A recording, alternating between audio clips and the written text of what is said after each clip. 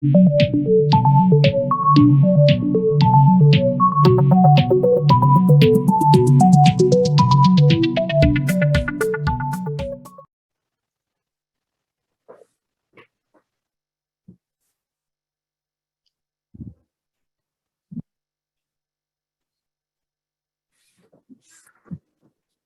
right, we do seem to be stabilized around 96 participants, which is great. Good afternoon again, everyone. My name is Bruce Matthews. I'm the Executive Director at ACEC Ontario, and I'll be serving as the moderator for today's event. Welcome to this joint ACEC Ontario MEA webinar about the excess soils regulatory regime, the first phase of which came into effect at the start of this year. And we've bravely subtitled this webinar, What You Need to Know and How to Prepare. Can I get the next slide, please? We've got a top-notch panel of experts ready to provide important perspectives on the compliance with and related implications of the excess soils regulation. Full bios were distributed prior to the event, so I'm not going to go into a lot of detail, but we have with us this afternoon Grant Walsom, PEng, a partner at XCG Consulting Limited, whose expertise in site assessment and remediation, groundwater remediation, excess soils management, and corporate compliance auditing has made him a recognized and trusted voice among clients, regulators, and stakeholders. We're very fortunate to have someone of his caliber participating on our panel. Nick Forrestal is a partner at the law firm Macmillan LLP in their construction and infrastructure practice. And Nick has an in-depth understanding of project delivery, contractual allocation and management of risk, municipal land use planning and related approvals, project administration, claims management, environmental law, and dispute resolution. She was a practicing engineer before becoming a lawyer, and she currently serves on ACEC Ontario's Business Practices Committee and supports our Rapid Response Service. Sabina Taylor is a vice president at Hewwood Canada Limited, an international insurance brokerage firm. Sabina specializes in the professional liability market, providing services to engineering companies in Ontario. Sabina's 30-plus year insurance career includes extensive training with respect to the consulting industry, and Sabina joined Hewwood Insurance Brokers as vice president with a portfolio of environmental and design consultants. She also supports ACEC Ontario's Rapid Response Service. And last but far from least, Jeffrey Lee, PEng, is an environmental engineer for the town of Oakville with 20 years of process and environmental engineering experience. He's been with the town for over 11 years now and focuses on contaminated site management and air quality related initiatives with the town. A key component of his work involves providing technical guidance to stakeholders and supporting regulatory compliance, so he's a great addition to our panel in that regard. So let's get underway. Next slide, please. On January 1st of this year, phase 1 of Ontario's new on-site and excess soils management regulation, that being Ontario Regulation 406/19 under the Environmental Protection Act, came into effect. The regulation forms part of a broader regulatory framework for the management and reuse of excess soils and applies to all construction projects generating excess soil. The regulation is intended to ensure that excavated soil is beneficially reused and that contaminated soil does not find its way onto clean sites. The regulation will have significant implications for the Ontario construction, infrastructure, and development industries. And parties engaged in construction projects that produce excess soils should become familiar with the new regulatory requirements and understand their roles and responsibilities under the new regime. Hence, we are presenting today's webinar. Over the course of the webinar, our panelists will explore the excess soils regulatory framework from a qualified person's perspective, the legal perspective, the risk management perspective. There'll be an opportunity for Q&A at the end of our session. However, I invite you to feel free to post your questions in the Q&A portion at the bottom of your screen there during the course of the presentations themselves. And if there's a particular individual that you would like to respond to your question, please note that in your question. So we're going to get underway with the QP perspective, and I'll hand things over to Grant. Thank you. Thanks, Bruce. As Bruce had mentioned, my name is Grant Walsom. I'm with XCG Consulting.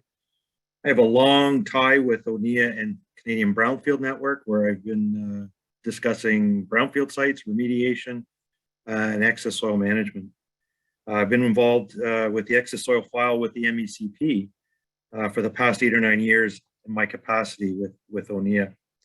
With only a few minutes, my comments are going to be at high level. I'm certainly happy to answer more detailed questions during the Q&A. Next slide, please. So with the excess soil regulation, we've seen an evolution in Ontario through the continued hot development market in the GTA, which started before the Pan Am Games in 2015. And I think this is where a lot of some of the issues that we resulted in the excess soil file started in that period. Lots of large-scale redevelopment activities leading to soil movements around outside of the urban centers.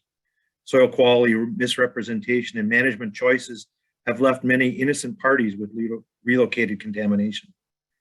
The old way of downloading soil movement to earthworks and excavation teams has created many loopholes in the chain of responsibility, and that's what this regulation really tries to get at. The evolution of excess soil and how it's being managed and considered is really demonstrated in the definitions that I've included on this slide, and you can see how they've kind of progressed and how we're defining what excess soil really is. Next slide. So when the ministry came out with the regulation, the purpose, obviously, with anything the ministry does, protect human health and the environment from really, in this respect, from inappropriate relocation of excess soil. But also in the regulation, part of the purpose was to enhance opportunities for beneficially reusing excess soil, but also in maintaining the reduction of greenhouse gases where appropriate. The one comment I have is that geotechnical properties are never considered in the regulation. However, they do dictate what the beneficial reuse may be. And that's always an underlying theme, is geotechnical properties of the soil. The overall objective of the regulation was reducing soil disposal at landfills and reducing greenhouse gases. But in my comment, I think we need to ensure that we increase demand and site options for soil to be moved to. So this all came about through many years of consideration, stakeholder consultation, gap analysis, and listening sessions with the Ministry of Environment, of which myself and many of other people on this call were probably included. It was released in December 2019, as Bruce had mentioned, and updated again in late 2020, and is now, the first part is in full in action as of January 1st earlier this year. The second part coming in January 1st of 2022. Next slide, please. The biggest consideration is that excess soil is considered a waste.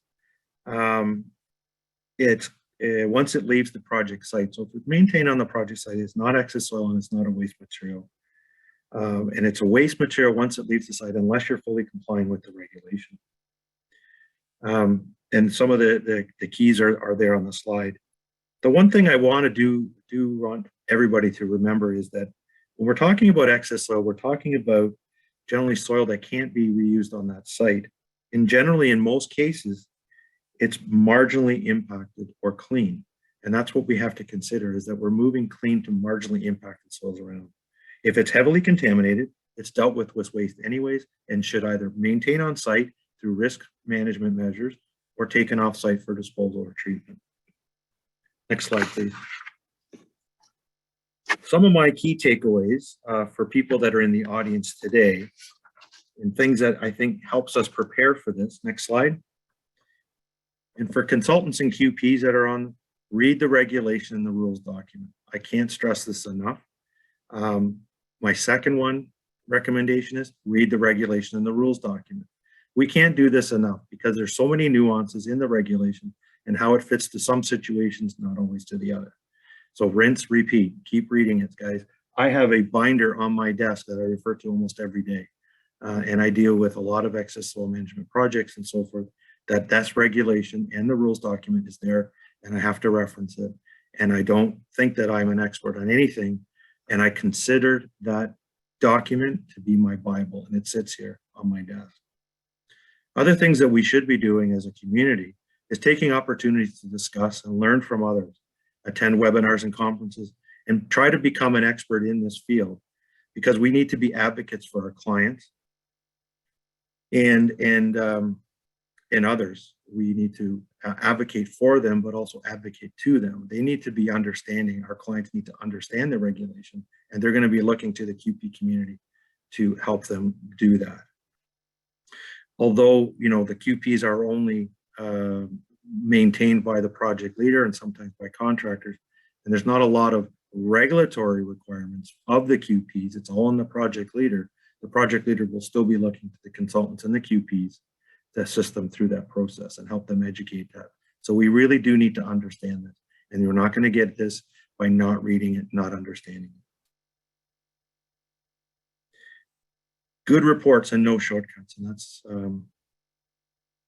sorry, I'm not finished there. Could you go back? Good reports and no shortcuts is really important as well. We're not doing our clients any service if we don't provide them with documents that are going to be meeting the requirements of the regulation, so that when those documents are passed on, they are fully compliant and there's no questions. There's no what's the word I'm looking for? Sorry, I'm having a brain fart. Any areas of ambiguity or questions between QPs, because these documents, and I'll come to this a bit in a few seconds, is that these documents end up being relied upon by many people. So we need to make sure that those reports are in good organization shape, and they do spell out, zones of impacts, what's classified as a table 1, a table 2, etc., and making sure that those are very, very well delineated and presented well in the reports. So making sure that those are good reports with no shortcuts is very important in being able to represent our clients and doing them a service at the front end. Unfortunately, sometimes that costs a little bit of money, extra money in their eyes, but it will save time and effort and problems later on. Next slide, please. For you municipal engineers in the crowd, same thing. Read the regulation, the rules document, understand it. You think you know it, read it again, and rinse and repeat. It's really important that we understand it. There's a ton of nuances. Get those opportunities for ask questions, get on the webinars, conferences and so forth. Talk to your peers, call your consultants that you rely on now and talk through things with them. Really important. Decide on the project model that works best for you. Some municipal engineers work at large municipalities, some are on smaller ends, and it depends on how things work for your financing models and so forth. But I've seen RFPs come out this year where it's a qualified person for the project leader is the one that dictates everything. I've seen where everything's been downloaded to the contractor and they're required to hire a qualified person and that model. And then I've seen a combination, and I'm working on a couple of those right now. But you need to get the legal team advice as well with your municipalities and ensure that you're all on the same page in understanding that. And I'm sure that Jeffrey will be talking about that in his session. Early characterization and doing it proper is extremely important at the front end. If you're looking for people to bid on your work, understanding what the soil characterization is at the front end is extremely important. Too often we're given reports to look at, and I'm talking as a contractor on the contracting team as the QP for them. I've seen a lot of reports this year that don't have any analytical. They're geotechnical reports, and the contractor is supposed to bid on what they're doing with various types of soil, and there's no characterization done. So there's a lot to be left at the front end on what to be done there.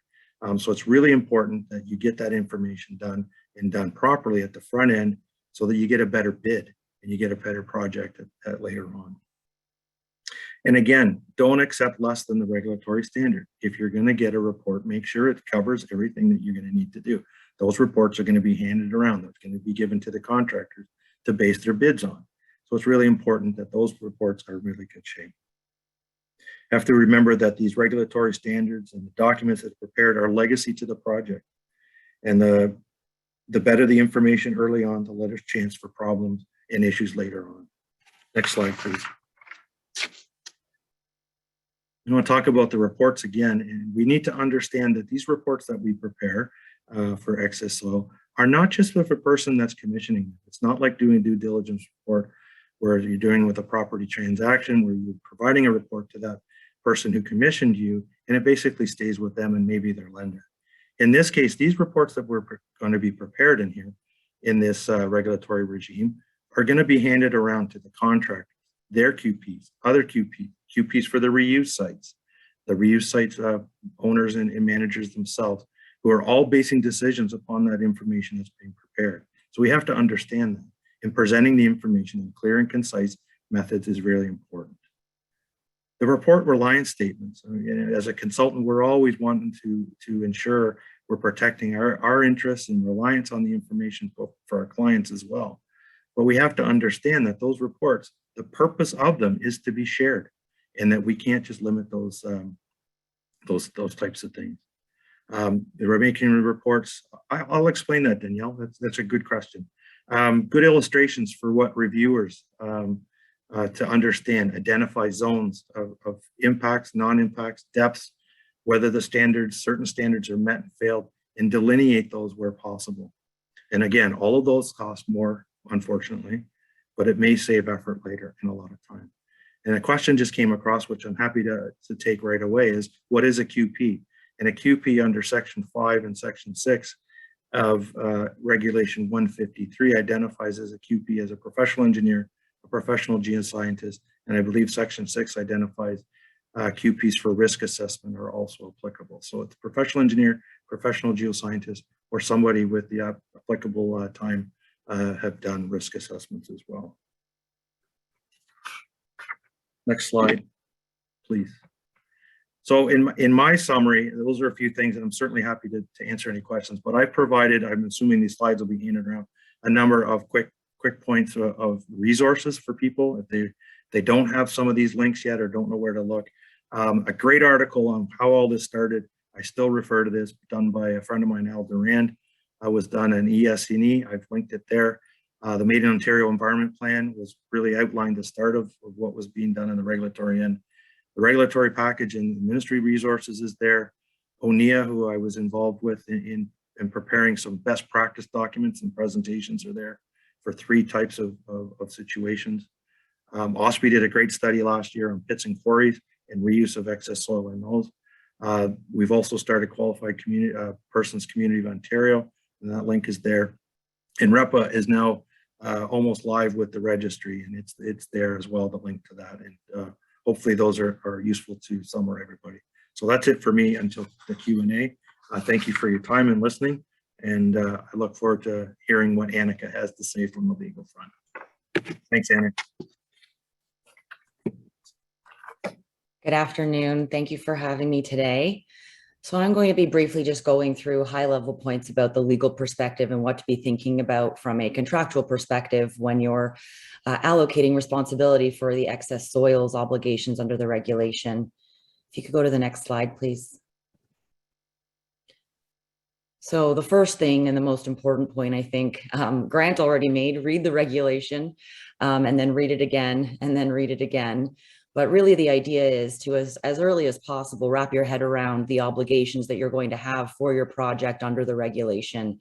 And that includes identifying the project leader, engaging a qualified person as early as possible, and considering how you want to structure your project and your team for managing those obligations.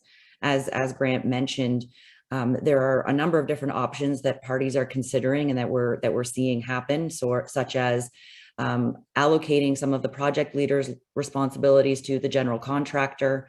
But then there's also the question of, does the owner hire a qualified person? Does the contractor hire a qualified person? Do both hire a qualified person?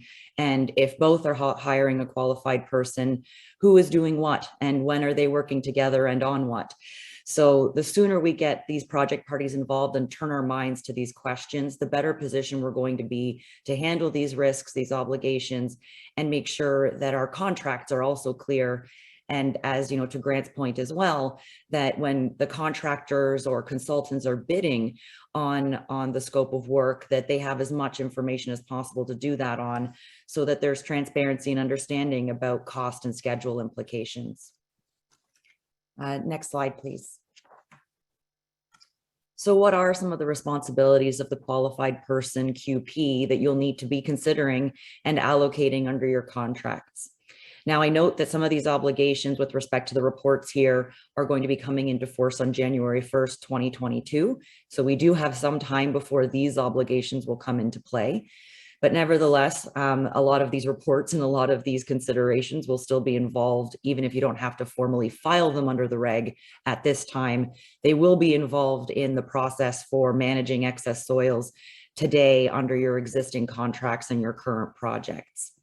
So these reports include assessment of past uses. This is similar to what we might see in a phase 1 ESA, where we're taking a look at the history of the project or of the property. Was it previously used for agricultural? Does it have a history of industrial use? We're trying to get a sense of the land and what we might be finding in terms of contaminants in the soil. Then we move on to a sampling and analysis plan, a soil characterization report. As Grant mentioned, different parts of a site may have different quality soils. And so ultimately, we are going to want to make sure that the qualified person's report is very clearly identifying, this part of the site is going to be waste. The soil here is, not going to be in a good condition, not something that we're going to be able to put at a reuse site. Whereas the soil here will be of, we're expecting to be of this quality and can go to reuse site A. The site, the soil at this part of the site will be of a different quality, and we're expecting to be able to send it to reuse site B. That gets us to the other report, the excess soil destination assessment report. And so all of these reports are significant obligations that are going to need to be undertaken and allocated. Further, if new information arises and these documents, their contents need to be updated, it's the project leader that has to make sure that the qualified person is made aware. So again, depending on who's taking on that obligation of the project leader and which QP, which qualified person is responsible for these reports, we want to make sure that there are proper channels of communication as between those persons. Next slide, please. So the project leader responsibilities, we'll talk about this a little bit more on a later slide, but the project leader is responsible for any excess soil removed from the project area, whether or not you contract this out to a third party.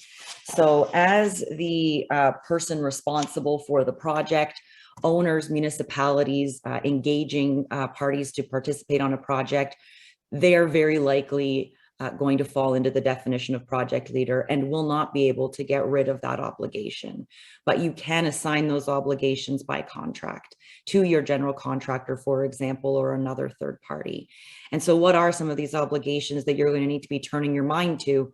It is developing the procedures and training protocols for management of excess soils by the persons involved on the site. That's a document that you'll likely want to include as a contract document so that everyone's on the same page as to the processes that are going to be followed. When we get to January of next year, this is when the notices and filing of reports is going to be required under the regulation. And so the project leader is responsible for making sure that occurs.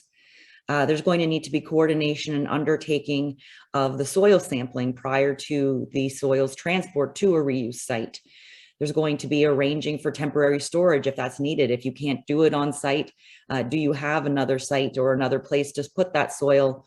For example, what if the reuse site that you were planning to send it to, you do the sampling and realize actually the quality of the soil isn't what we expected, we can't send it there. What happens with that soil in the interim? So these are all questions that you need to turn your mind to and make arrangements for. Identifying the appropriate reuse sites. While this may become easier as we get further into the process, I understand that there is software, programs being created, almost like match dating type sites, but for soil, I have this soil, I have this site where I need fill, and bring those people together. But certainly right now we recognize that finding that match could take some time, and so that's something that you need to think about. Not only in terms of cost, but also in terms of schedule and potential delays. Creating a tracking system for movement and deposit of the excess soil and record keeping requirements. And then transport, who is actually ultimately responsible for that transport once the soil's been excavated? Is it your general contractor, or are you going to be hiring another third party to do that? So these are just some of the big ticket responsibilities to be turning your mind to, but certainly not an exhaustive list. Each element of these will have more nuanced and detailed obligations. But every time that you are considering your project, these are the things you need to turn your mind to, with the further question of who on my team is going to be responsible for this. And then when you're drafting your scopes of work, making sure that these are each clearly addressed. Next slide, please.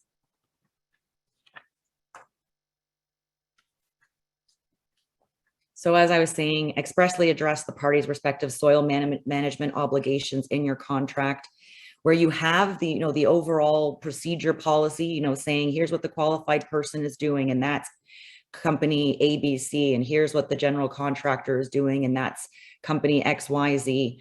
If you can include that document, if you're fortunate to have it ready to go at the time that you're completing your contract, including that as the roadmap, just so that everyone's on the same page, everyone has that document available, would be helpful. And as I said as well, consider the consequences and the remedies. So address the costs associated with this, including the uncertainties, including the costs that may change. What if the cost of disposing of that soil as a waste because it didn't meet the criteria is increased as a result, or because the reuse site that you were hoping to be able to use is no longer available, and perhaps you now go somewhere else and the cost is higher, for example. And then once again, delays. There can be delays in turnaround times for your sampling at the lab, delays in identifying and being able to transport your soil to a reuse site. And so consider the realities of these fairly, and recognize that even your general contractor, you make that their responsibility, or the consultant for helping identify these. It may not be within their control at all times. And so that's something to be thinking about when you're drafting your contract. With respect to existing templates that you may have internally, or existing contracts that you're using right now for projects that were signed maybe last year, but you're now working under them, shovels in the ground. Often they will include these kind of blanket statements like waste products will be removed in accordance with applicable laws. And while an argument certainly could be made, we lawyers like to be creative, so I'm sure we could make an argument as to how the excess soil regs are captured by a clause like that. But those are generally not sufficient, just given the level of obligation, the importance of compliance with this regulation. Getting into a lot more detail about this is strongly recommended. And for your existing contracts, these are new obligations. So if this was not something that the parties had turned their minds to at the time, if you're the consultant, you're now being asked to take on QP responsibilities, or if you're the municipality and you're now asking your consultant or your contractor to take on some of these responsibilities, that's a change to your existing contract. And so the conversations should be had, and ultimately a change order or other form of amendment entered into for those existing relationships. Next slide, please. And this last point is particularly, I think, going to be of interest to the municipal members here today. And that is that the project leader is ultimately the person responsible. And so while you can say to your contractor, to your consultant, here are the obligations that I am expecting you to undertake. When it comes to the Ministry of Environment, if there is a violation of the regulation, they're not going to care what your contract says. They are going to be looking to you as the project leader, as the buck stops here. So you are the one that's going to be facing those regulatory consequences, and you cannot stop that. There's no way to contract out of that. But if you were, for example, to face notices of violation or charges under the regulation from the ministry as a result of a failure to comply, and it's because your consultant or your contractor failed to perform their contractual obligations, you would have a contractual remedy. So you would be able to, under your contract, sue for breach, for example, or bring a claim for those losses because they have failed to meet their obligations. And as a result, you have now suffered a fine or additional costs, whatever it may be. But you will not be able to prevent yourself from being dragged into those proceedings, named in those proceedings, or generally involved. So just something to keep in mind as you draft your contracts and consider the legal implications of this new regulation. I believe that was my last slide. I will pass the floor over to Sabina.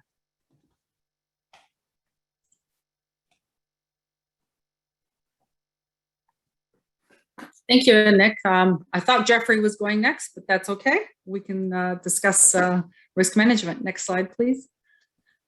Based on our discussions last week with Jeffrey and Nick, this was sort of the structured format that was suggested would be developed. It got changed a little bit because there should be a line between the municipality developer or owner to the design builder, but we'll assume that contractual responsibility connection is still there. So this was one of the suggested structural formats. It can be arranged in various ways, but we sort of felt that this was sort of a typical contractual responsibility that would be developed. So as you said, the LP or the project lead would be the municipality, the owner, or the developer. And it was determined, as Nick had said, that it would make sense for a qualified person right up front to be hired to determine the value and the quality of the soil, so that when bidding goes out, that the design builder, the contractor, or whoever takes on the project knows already and can include it in its contract price, the value and the cost to move soil. So based on this structure, it was felt that, and I have canvassed several insurance companies, and just to get a feel for what they felt the definition, whether it would apply under typical insurance or not. And based on what this is here, qualified persons we felt would be consultants who are involved in the soil industry anyways, geotechnical consultants, that kind of thing. And being that they have to do an assessment on the soil, quality, volume, etc., and write reports back, that we felt would fall under the definition of professional services under professional liability. And if it falls within that realm, don't feel there are any changes that would be required under a professional liability policy. Now, if they take on extra roles like allocating where the soil should go, I heard there were soil brokers. That's a new thing I never knew of before. But yeah, that would probably have to be questioned if they are now responsible for the locations of where the soil goes. But if they're just writing reports up front for the municipality or the owner, for it to be handed over to the general contractor or the design builder, depending on how it's structured, so that they can use it in their bid information. We felt that would be standard professional liability services and would fall under that. Actually, if we can go to the next slide, we'll break down the responsibilities of each party. Okay, so as the municipality or the owner or the developer, you, as Anika said, you are the project lead. So the ultimate responsibility comes back to you. Municipalities, owners, whatever. As a municipality, there are many insurance coverages you require. So this is just a really limited list of what you would need. But if you're a big municipality, there's a ton of other things you could have insured. But the one thing that stands out on all these scenarios is that if you are now ultimately responsible for that soil and where it ends up, the one area that you might not have insurance for that you should have is that if the contractor ends up delivering that soil to a location that wasn't prepared for it, or there's contaminants still in it that you're not aware of or wasn't picked up, or they're greater than what was assessed, and then the ultimate recipient turns around and sues for maybe contaminated soil on their farm fields, that'll all come back under a contractor's pollution policies from the physical aspect of the contractor having it dumped there, and the cleanup costs or anything associated with that. So both from, well, and that'll be the next slide, but both from the contractor standpoint and from the owner standpoint, if there's anything you do, it's add and make sure that one coverage is included in the portfolio of insurance coverages that you have. So from the municipality standpoint, and also, I mean, if you're owning a lot of sites and you don't know the quality of the land that you're at, you would also have an environmental impairment liability policy, which protects you for the cleanup on your own site for services or manufacturing or operations on your own site that you own. But the contractor's pollution liability is for third-party damage that you cause to other people's sites where cleanup is required. These policies can easily be obtained. You can add additional insureds onto them. Okay, I'm going to skip forward to the next slide and then we may come back. But can we go to the next slide, please? Okay. Yeah, so I just wanted to point out here from the general contractor's standpoint. So the GC will probably take responsibility for a company hauling the soil away. And Nick said, maybe it'll be the owner hiring, but I would assume contractors are set up to perform those services. So they may be hiring a separate hauling company to address that. Again, the design builder or the contractor is ultimately responsible, so they should have contractor's pollution legal liability. It'll then get passed on to the hauling company to haul. And under an automobile policy, loading, unloading, during transportation, and even the potential of dumping a load at a wrong site would all be picked up under an automobile liability policy if it's the hauling company's fault. So the one thing I'm going to state here is because and I'm jumping back and forth between slides, but because we have joint and several liability, it would be important that even the hauling company or the trucking company you hire has sufficient automobile insurance, because some of that environmental impact might fall back under their policy. So it's not just a simple little trucking company and $1 million limit is sufficient. So if there's a takeaway, make sure they have enough insurance. And again, yes, your contractors or the design builder, the owner has to have control, because I had that question asked, do they have to have this coverage? Yes. Unless you know that your site is clean, unless you know that there's no potential for contamination of them taking soil and dumping it somewhere else, and you're clean as a button on that, well then sure, then you don't need the contractor's pollution legal liability. But if you're not sure, or if you know there is some contamination on that within that soil, then yeah, that's the coverage you absolutely need to have. And then for the qualified persons, again, those are primarily consulting companies that are doing that work. Most professional but liability policies automatically include environmental liability. There are a few that have some exceptions. So I don't want to say it on a blanket basis. It's worthwhile to question it, but any decent sized company that does work on geotechnical soils, transportation, anything like that will have an environmental or pollution coverage included. If you don't, you should have it, regardless what kind of consultant you are. So those are the main takeaways. We'll do the next slide, please. So this is a definition of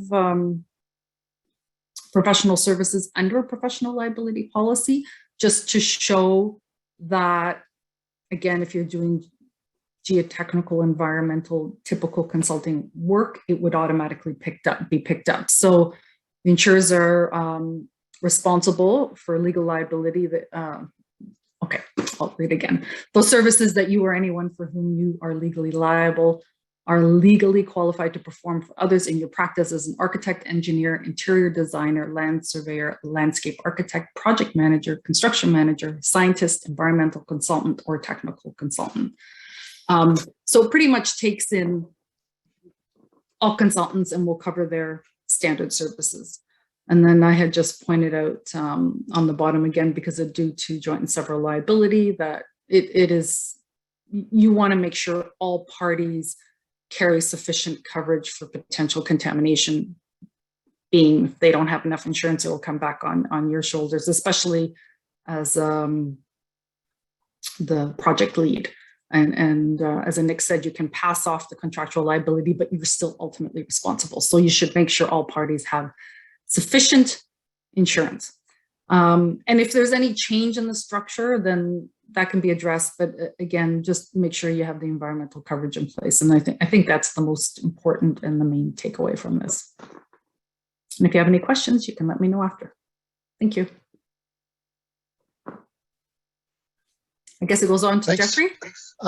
Yeah, actually, if I mean, you could just advance to the next slide. Just prior to us getting into the formal Q&A, I would like to invite Jeffrey to provide some perspective based on what we've heard thus far, and maybe as a representative of the town of Oakville, maybe give us a bit of an insight into, how has this been unfolding in reality for you?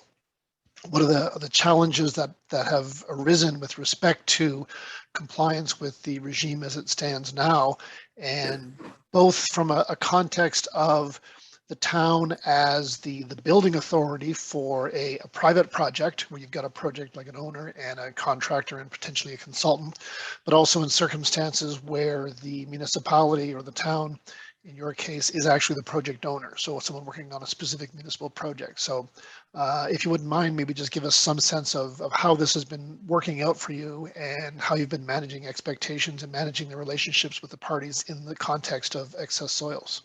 Yeah, thank you very much. I think, yeah, again, I would have share a little bit, how the Oakville experience, so far.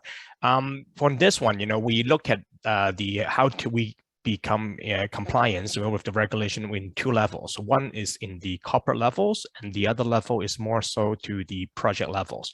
So on the bigger ones, some of the takeaway that I find is that having a cross team, within the corporation would be a very, very important. For example, within the town of Oakville, we find out there's several types, around 7 types of different projects that will handle excess soils, within the town, So from, again, those projects are related to, for example, facility development or building a new facilities for the town. So that is more development side, or the infrastructure types, the linear infrastructures, for the road, the storm water management pond, and some other things. Even in Oakville, we do have a harbor dredging. That is another interesting things that may not related to some of the other municipalities. And also, normally the parks, dealing with soils, and the one of the last one that will be the operations, the roads and work operations that will collect, excess soils, from around the town, from our infrastructure. So again, what Oakville did, we having cross-function teams, we departmental teams, we talk about that.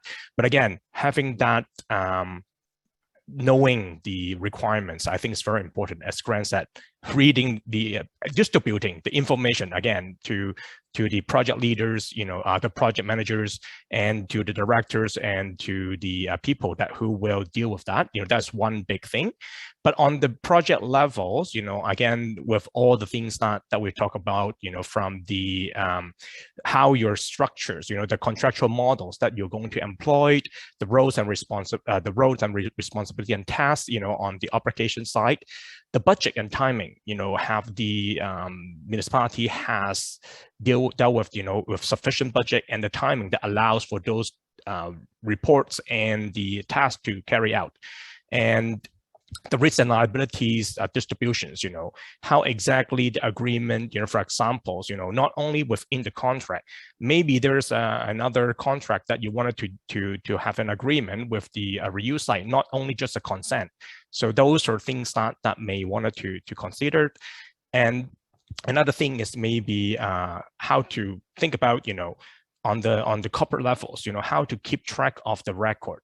Is it something that is individual based, for project based, or you wanted to have the full corporations, or not only for the departmentals, so again, those considerations can really help you to get ready to the to be being as the project leaders.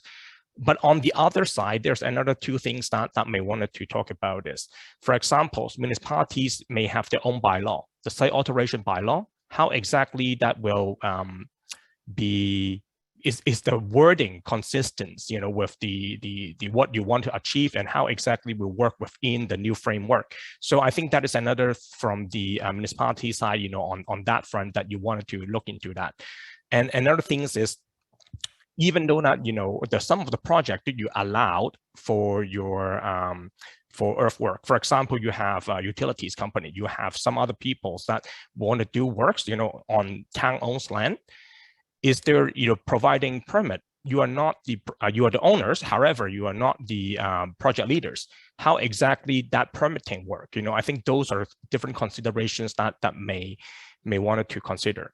As for Oakville, now we are, some departments, some type of project are more advanced than the others. However, there's still much work to do. Again, we have been trying to have some pilot project, smaller one that's going with the new framework. We're trying to learning, and we'll see more, when the new regimes come in, and how exactly, and we're just learning and trial erroring right now.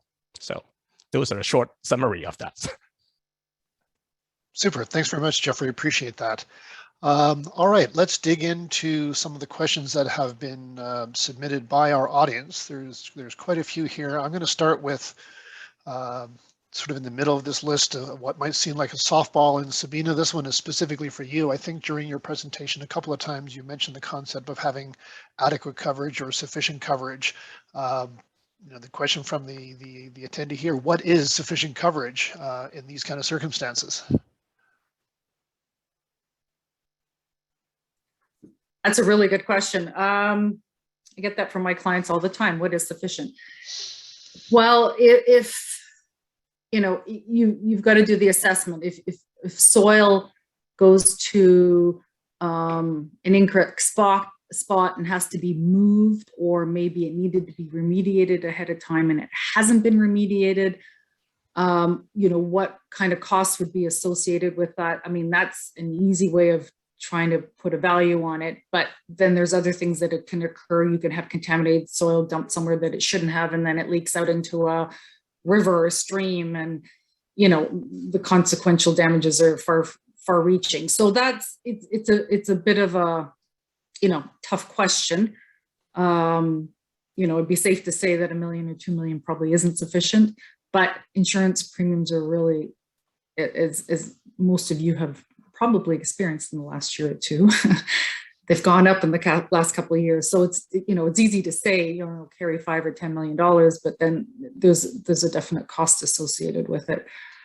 So it's hard to put in, it's still a guess. And if anything, maybe the lawyers will see more of the claim settlements and give a better answer to that. I would say 5 million is a start, but each project will have a different exposure. And so, truthfully, if the municipalities have a very simple, clean spot, I think it's ridiculous to request such high limits.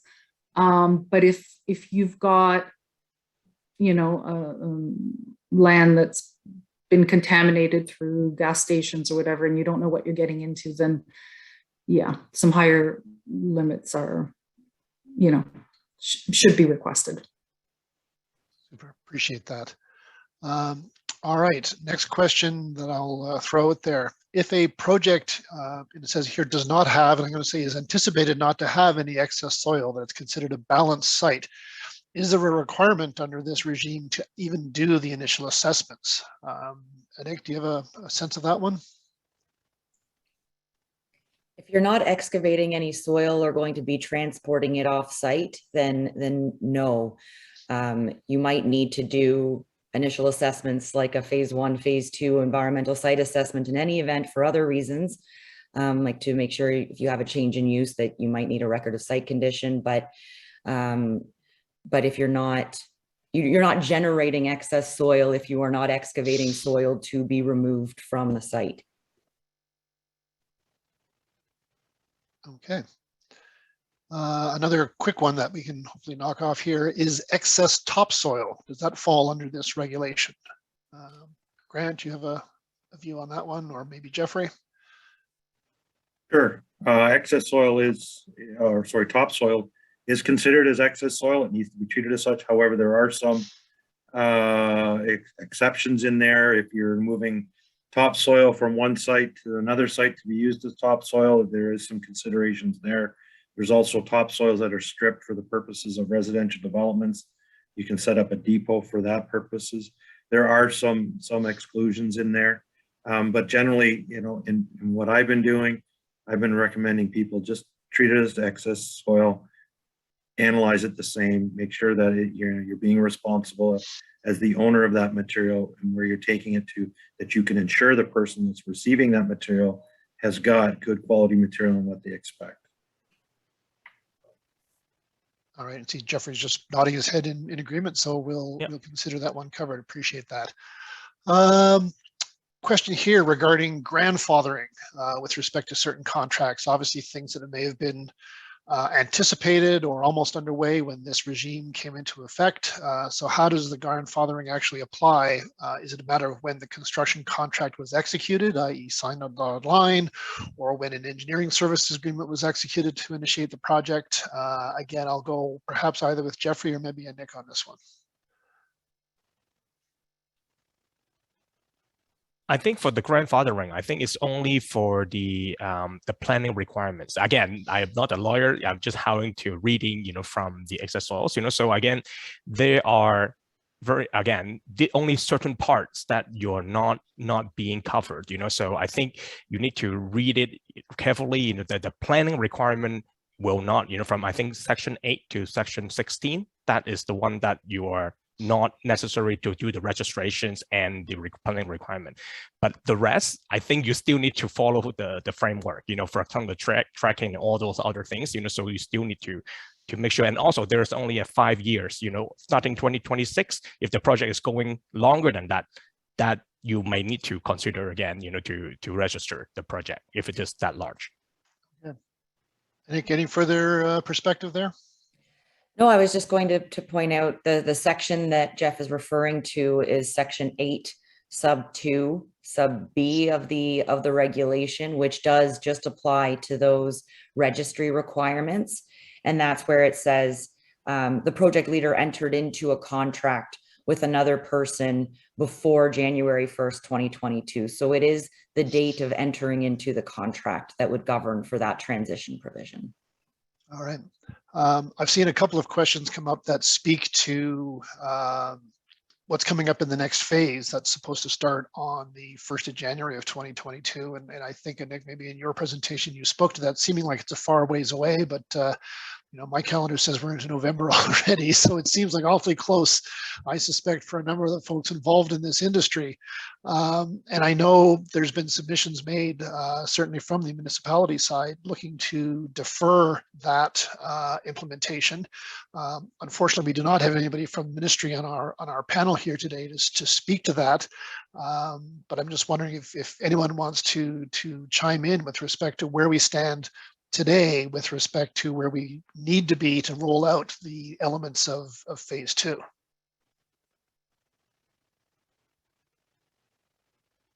Jeffrey, how about you, since you're going to be certainly impacted, given that it's coming from the municipal side?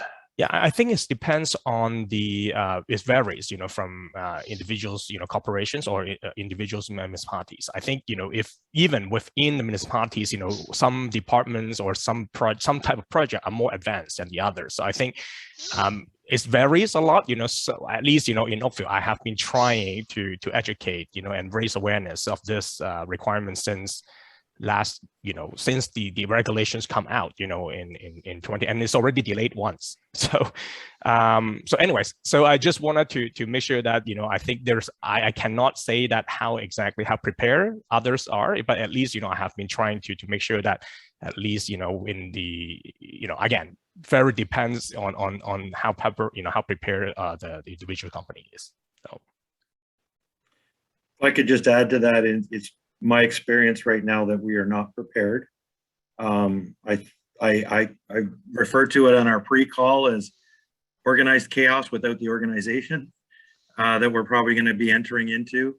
I'm not sure that delaying this by a year is really going to help. I'll be quite honest.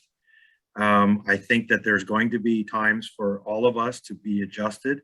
We're asking for a complete shift on how things are done in this industry, and it's going to be very difficult. It's going to be painful for a lot of people on understanding, learning, and so forth. But I don't know that delaying it by a year is really going to help. I can completely honest. For me, I'd rather say rip the Band-Aid, let's get on with it, and we all learn together. I think the ministry is also on the understanding that there's going to be very little in terms of, this is my opinion, in terms of, what's the word? I'm so sorry, I'm having another brain gas.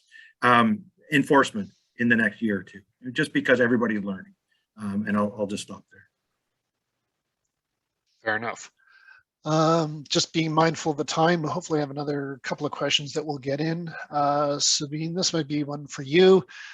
If a municipality is requiring their consultant to complete the project leader work and responsibilities, and ultimately that the contract with them includes indemnification for that under the agreement, should the consultant also be obtaining contractor's pollution liability that you've described?